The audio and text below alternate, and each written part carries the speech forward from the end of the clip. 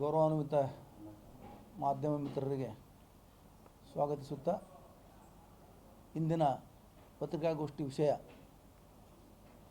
ರಾಮ ಮಂದಿರದ ಹುಂಡಿ ಕಳವು ವಿಷಯದ ಬಗ್ಗೆ. ರಾಮ ಮಂದಿರದಲ್ಲಿ ಸಾವಿರಾರು ಕೋಟಿ ರೂಪಾಯಿ ಹುಂಡಿ ಕಳವಾಗಿದೆ ಅಂತ ಈಗಾಗಲೇ ದೇಶದಲ್ಲಿ ಜಗಜ್ಜಾಹೀರಾಗಿದೆ.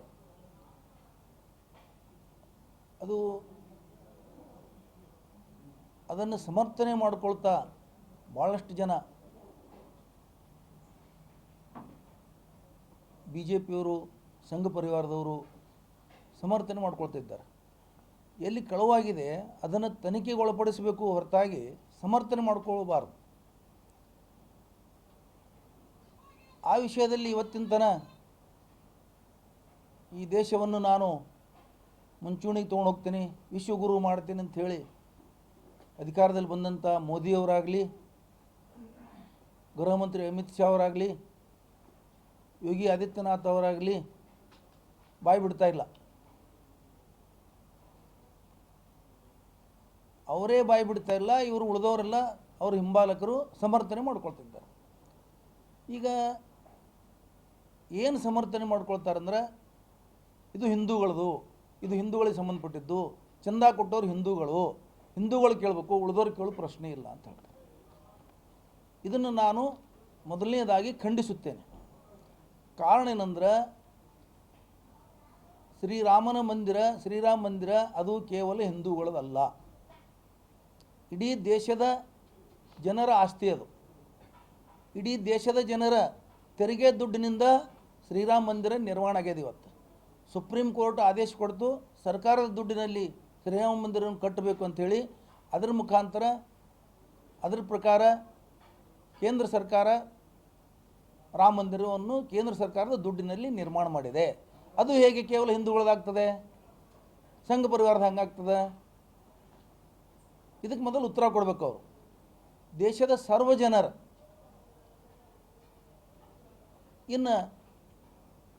ಇನ್ನೊಂದು ವಿಶೇಷ ಹೇಳಬೇಕಾದ್ರೆ ಸಾವಿರಾರು ಜನ ಮುಸ್ಲಿಮರು ಲಕ್ಷ ರೂಪಾಯಿ ಅದಕ್ಕೆ ದೇಣಿಗೆ ಕೊಟ್ಟಿದ್ದಾರೆ. ಅದು ರೆಕಾರ್ಡ್ಗಳು ನಮ್ಮ ಕಡೆ ಇದ್ದಾವೆ. ಈಗಾಗಲೇ ಎಲ್ಲ ಮಾಧ್ಯಮಗಳಲ್ಲಿ ಹರಿದಾಡ್ತಾ ಇದೆ ಅದು, ಅವ್ರ ಹೆಸರುಗಳ ಸಮೇತವಾಗಿ. ಮತ್ತು ಎಲ್ಲ ಜನ ಕೊಟ್ಟಿದ್ದಾರೆ, ಆದಿವಾಸಿಗಳು ಕೊಟ್ಟಿದ್ದಾರೆ, ಹಿಂದುಳಿದವರು ಕೊಟ್ಟಿದ್ದಾರೆ, ಮುಂದುಳಿದವರು ಕೊಟ್ಟಿದ್ದಾರೆ, ಎಲ್ಲ ಮಾಡಿದ್ದಾರೆ. ನೀವು ಕೇವಲ ಹಿಂದೂಗಳದು ಕಳು ಮಾಡ್ಬೇಕಂತಾಯ್ತಾ? ನಾವು ಹಿಂದೂಗಳದ್ದು ಕಳುವು ಮಾಡಿ ತಿಳ್ಕೊಂಡು ನೀವು ಒಪ್ಕೊಳ್ತಾ ಇದ್ದೀರಾ? ಕಳುವೇ ಅದು ಮಾಡಿ ಮತ್ತು ಅದನ್ನು ಸಮರ್ಥನೆ ಮಾಡ್ಕೊಳ್ಳೋದು. ಅದು ಯಾವ ಪ್ರಮಾಣದಲ್ಲಿ ಸಮರ್ಥನೆ ಮಾಡ್ಕೋತಾರೆ ಅಂತ ಕೇಳಿದ್ರೆ, ಗುಂಡಾಗಿರಿ ವರ್ತನೆ ಪ್ರಮಾಣದಲ್ಲಿ CT ರವಿ ಅಂತವರು ಇನ್ನೂ ಭಾಳ ಜನ ಇದ್ದಾರೆ, ಅದನ್ನು ಸಮರ್ಥನೆ ಮಾಡ್ಕೊಳ್ತಿದ್ದಾರೆ. ಸಂಸತ್ತರಿದ್ದಾರೆ, ಶಾಸಕರಿದ್ದಾರೆ, ಮಂತ್ರಿಗಳಿದ್ದಾರೆ ಕೇಂದ್ರ ಸರ್ಕಾರದಲ್ಲಿ.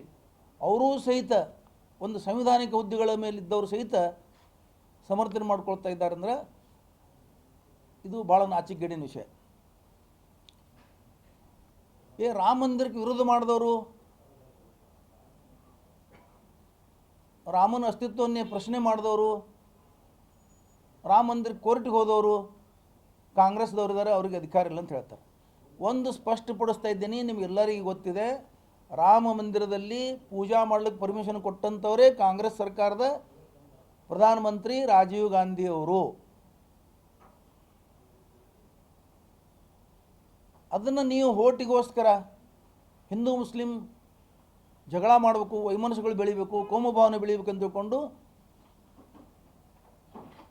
ಅದ್ವಾನಿಯವ್ರ ನೇತೃತ್ವದಲ್ಲಿ ಸಂಘ ಪರಿವಾರ ಅದ್ವಾನಿಯವರಿಗೆ ಮುಂದೆ ಮಾಡಿ ಇಡೀ ರಾಷ್ಟ್ರದಾದ್ಯಂತ ಚಳುವಳಿ ಮಾಡಿಸಿ, ಅವಾಗಲೂ ಸಹಿತ ಭಾವನಾತ್ಮಕ ಭಾವನೆಗಳನ್ನು ಬಿತ್ತಿ, ಅವಾಗಲೂ ಸಹಿತ ನೀವು ಕೋಟಿ ಹಣ ಸಂಗ್ರಹ ಮಾಡಿದ್ರಿ ರಾಮ ಮಂದಿರ ಕಟ್ಟಬೇಕಂತ ಹೇಳಿ.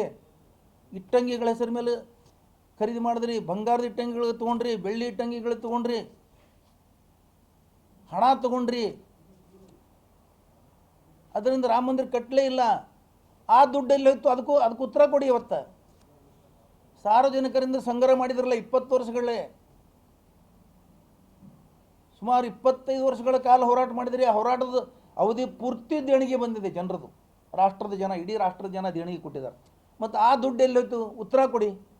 ರಾಮ ಮಂದಿರ ಕಟ್ಟಿದ್ದಲ್ಲಿ ಸರ್ಕಾರ ದುಡ್ಡಿನಿಂದ, ನೀವು ರಾಮ ಮಂದಿರ ಕಟ್ತೀವಿ ಅಂತ ಸಾರ್ವಜನಿಕರಿಂದ ಏನು ದುಡ್ಡು ಸಂಗ್ರಹ ಮಾಡಿದ್ರಿ, ಆ ದುಡ್ಡು ಎಲ್ಲಿ ಹೋಯ್ತು?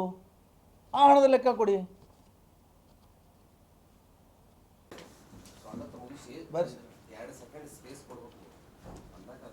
ಹಾಂ ಹೌದು ಸರ್, ನೀವು ಏನು ಹೇಳ್ತೀರ?